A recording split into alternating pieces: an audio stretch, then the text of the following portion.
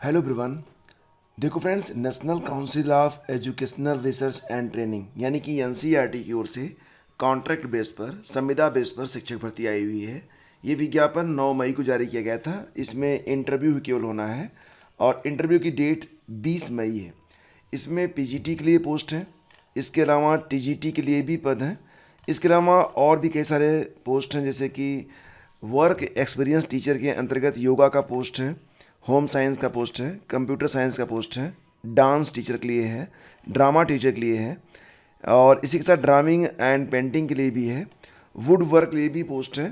Primary teacher के लिए 2 पद हैं, लेबोरेटरी असिस्टेंट में 3 पद हैं, फिजिक्स केमिस्ट्री बायोलॉजी और जूलॉजी के अंतर्गत।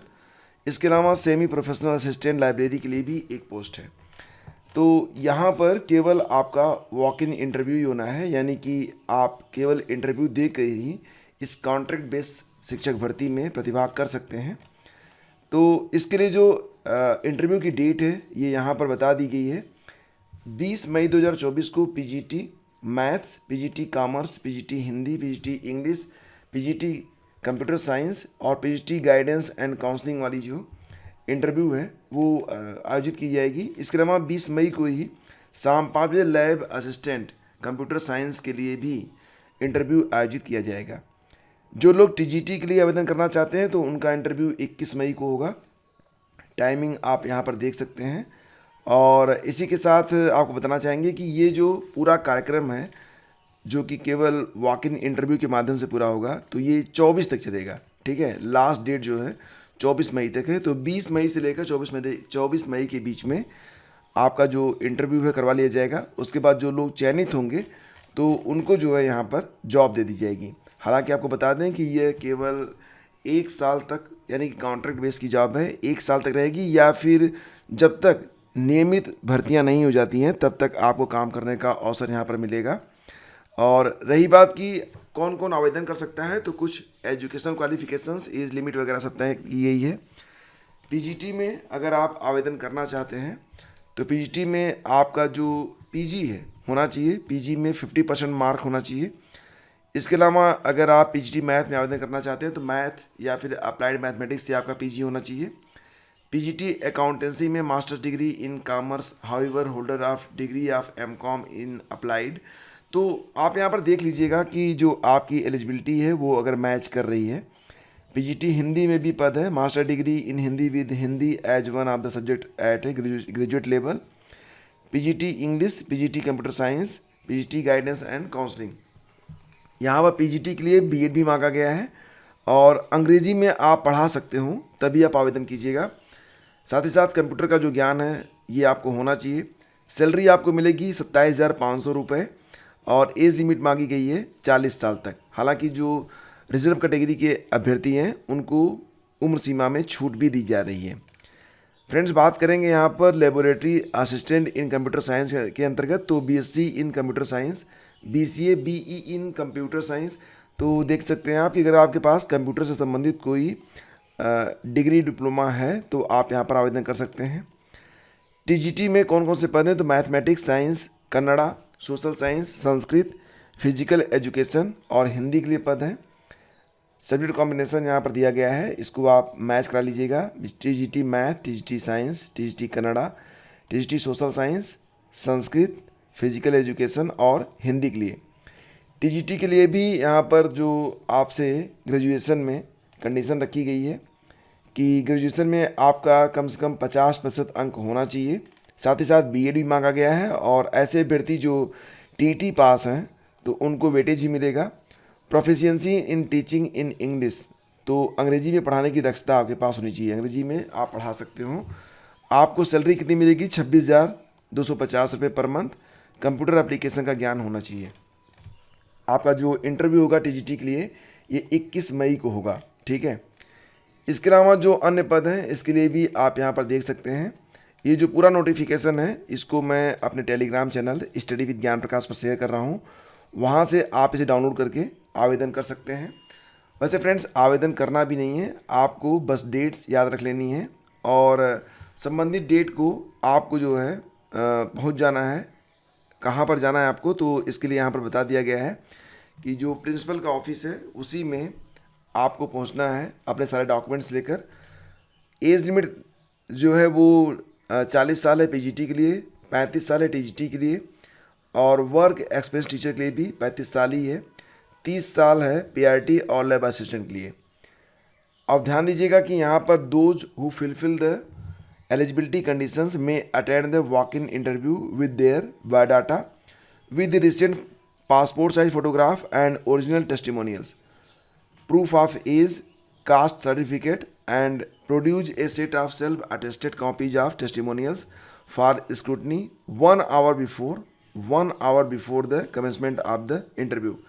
तो आपको डायरेक्टली अपना सारा डॉक्यूमेंट रेडी करना है, ओरिजिनल भी लेके जाना है मिलान करने के लिए, और उसका एक शीट बना के उसको सेल्फ अटेस्ट कर दीजिएगा और डायरेक्टली आप पहुंच जाइए इंटरव्यू के दिन 1 घंटे पहले, ताकि आपका वहां पर डॉक्यूमेंट वेरिफिकेशन हो सके।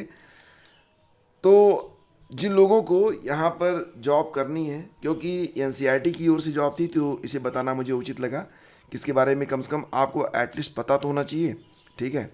और एनसीईआरटी से अगर आपको वर्क एक्सपीरियंस मिलता है तो ये भी काफ़ी अच्छी बात होगी।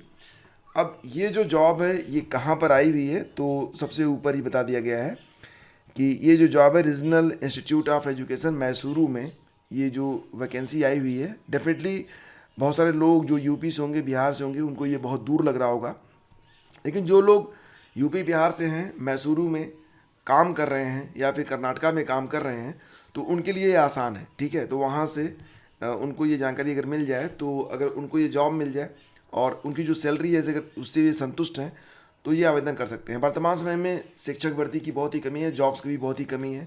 यही वजह होती है कि अगर कोई प्रतिष्ठित जॉब निकलती है ऑल ओवर इंडिया में, तो उसकी जानकारी 2 मिनट में मैं आप लोगों को दे देता हूँ।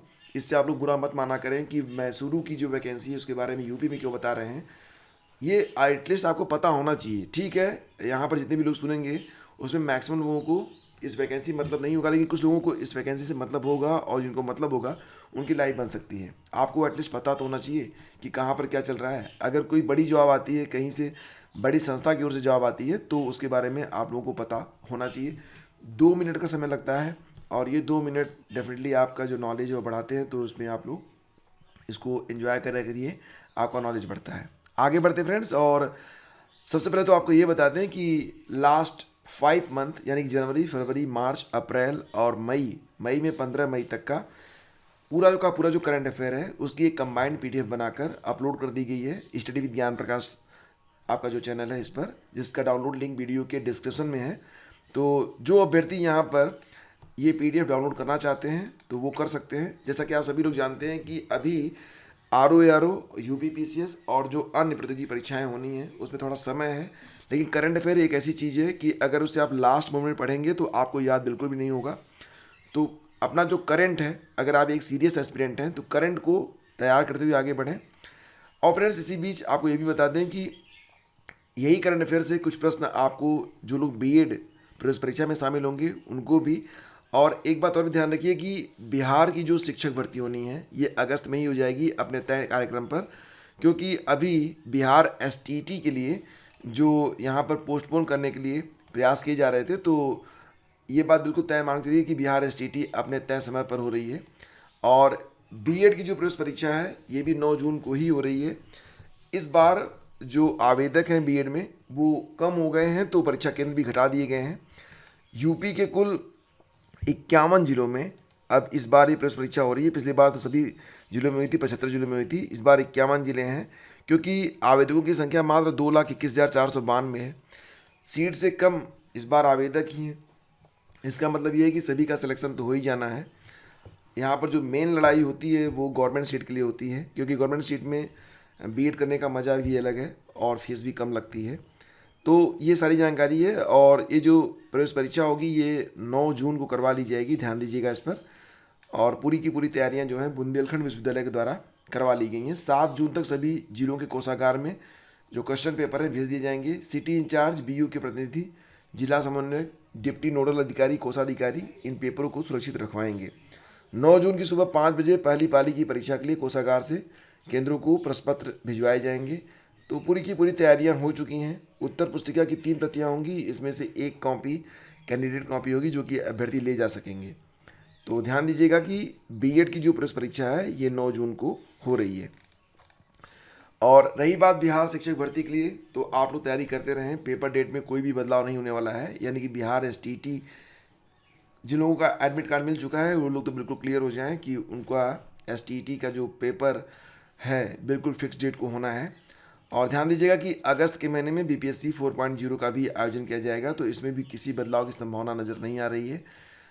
अब फिलहाल आप लोग एक बात पर ये भी फोकस कर रखिएगा कि यूपी में तो कोई शिक्षक भर्ती ढंग की आ नहीं रही है। अगर आएगी भी तो बहुत कम वैकेंसीज हो सकती हैं। अभी तो फिलहाल कोई भी ऑफिशियल डिक्लेरेशन ही नहीं है। तो यहाँ पर जो भी अवसर आप लोगों को मिल रहे हैं उनको बिल्कुल आप लोग उनका पूरा इस्तेमाल करें, क्योंकि यूपी में अगर आप शिक्षक बनना चाहते हैं तो अभी 2022 की वैकेंसीज़ हैं वही क्लियर नहीं हो पाई हैं। नई वैकेंसीज के बारे में क्या बात की जाए, एलटी ग्रेड के लिए भी 2 साल पहले से ही लगभग अधियाचन मिल चुके हैं कि 6000 पद खाली हैं, 6000 पद खाली हैं, हो कुछ भी नहीं रहा है। तो जो भी फिलहाल अगर आप एक सरकारी शिक्षक बनना चाहते हैं तो जो भी वैकेंसीज आपके सामने हैं वो किसी भी स्टेट की हो उस पर आप फोकस करें, ये आपके लिए बहुत ही इंपॉर्टेंट है। तो बैठे रहना या फिर उम्मीद लगाए रखना ये कोई हल नहीं है। वैकेंसी जब आनी होगी तो आप जहाँ पर भी होंगे आप वापस आकर परीक्षा देके क्वालिफाई करके यूपी में ज्वाइन कर सकते हैं, लेकिन तब तक आप बैठिए मत। मेरी ओर से तो यही राय है कि आप बहुत ज़्यादा उम्मीद लगा के यूपी में वैकेंसी आएगी बैठे ना रहें। और यहाँ पर जो अभ्यर्थी पुलिस भर्ती परीक्षा से जुड़े हुए हैं तो उनको भी बता दें कि तैयारियां चल रही हैं। जुलाई में जो परीक्षा है आपकी पुलिस भर्ती परीक्षा ये करवाई जा सकती है। तो इस बात पर बिल्कुल आप लोग एकदम फोकस्ड रहें, क्योंकि तैयारियां जो हैं बहुत ही ज़ोरों से चल रही हैं। और जुलाई में ये परीक्षा अगर हो जाती है तो डेफिनेटली आप लोगों को दिक्कत ही होगी, क्योंकि अगर आप तैयार नहीं रहेंगे मानसिक रूप से तो समस्या जो है वो काफ़ी बड़ी हो सकती है। तो कांस्टेबल भर्ती वाले अभ्यर्थी मान कर चलें कि जुलाई में उनकी परीक्षा हो सकती है। और इसके लिए जो सेंटर्स हैं वो डिक्लेयर किए जा रहे हैं, मतलब उसको क्लियर किया जा रहा है। तो आप यहाँ पर देख सकते हैं, ठीक है। तो जुलाई में मान के चलिएगा आप लोग। और जो लोग आरपीएफ में आवेदन किए हैं, आरपीएफ सब इंस्पेक्टर के अंतर्गत विज्ञापन संख्या है आरपीएफ 01/2024 और आरपीएफ 02/2024 कांस्टेबल एग्जीक्यूटिव के लिए, तो एक बार उनको अवसर और मिला है। किसके लिए? कि वो अपनी फ़ीस, जो अभ्यर्थी अपना फॉर्म सबमिट कर चुके हैं वो अपनी फ़ीस जमा कर सकते हैं।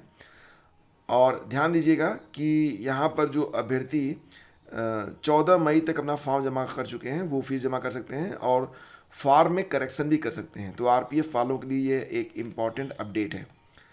और फ्रेंड्स, यहाँ पर जो चुनाव चल रहे हैं तो चुनाव में अलग अलग प्रकार के दावे भी अलग अलग पार्टियाँ कर रही हैं। फिलहाल भाजपा चुनाव जीती तो आरक्षण खत्म कर देगी, ये कर रहे हैं सीएम केजरीवाल। लखनऊ में सपा अध्यक्ष अखिलेश यादव के साथ संयुक्त प्रेस वार्ता में लगाया आरोप। तो दिल्ली के मुख्यमंत्री अरविंद केजरीवाल ने गुरुवार को कहा कि संघ हमेशा आरक्षण के खिलाफ रहा है। 400 सीटें पार के नारे का मतलब यही है कि भाजपा गठबंधन चुनाव जीता तो संविधान बदल कर आरक्षण को खत्म कर दिया जाएगा।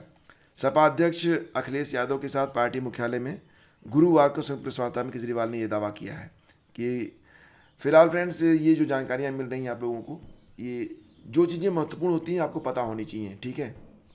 बाकी आप लोग खुद भी समझदार हैं, लॉजिकल हैं और अपने अपने लॉजिक लगाइए। और फिलहाल फ्रेंड्स आज के इस सेशन में बस इतना ही। और अगर ये सेशन आपको अच्छा लगता है तो प्लीज़ इसे लाइक और शेयर जरूर किया करें। बहुत बहुत धन्यवाद। Please do like and share.